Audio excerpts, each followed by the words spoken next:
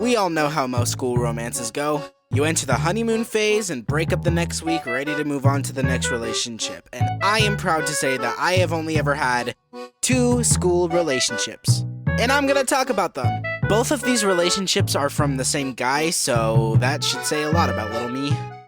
So 7th grade just got out for the summer, and I had been lazing around being an antisocial freak when suddenly I got a text message from this guy I'll call Panda. Me and Panda were in the same class and had become really good friends, and so we exchanged phone numbers before the school year ended. We got to talking, and fast forward a couple weeks, and we started dating.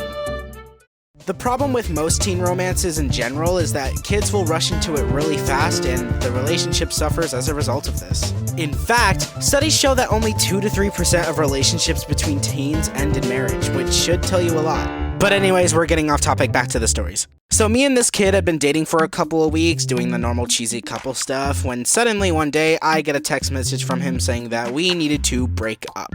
Which, allow me to complain, texting is the worst way to break up with someone. Like, you couldn't tell me in person? Come on, man. But that's not as bad as when we started to date the second time around. A month or 2 into 8th grade and we started to date again.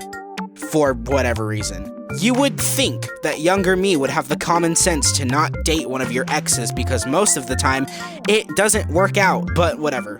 Things were going so smoothly, I thought. Until about 4 days into the relationship, he just stopped talking to me.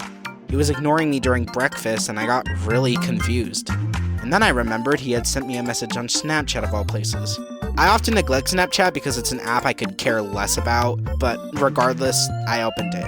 When I opened it, it was a selfie of him and our friend that I'll call Shark with the caption, "Leaving you for Shark, she's better."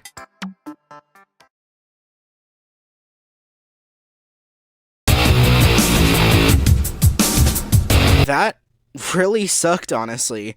These were my closest friends and they just went and backstabbed me like this. But hey, that's middle school for you. And for anyone wondering, yes, me, Shark, and Panda are still on good terms. We all do stupid stuff in middle school, so it was kind of just water under the bridge. Thank you for watching my silly little story video. Subscribe if you want to see more stuff from me, but for now, it's time for me to sign off. Toodles!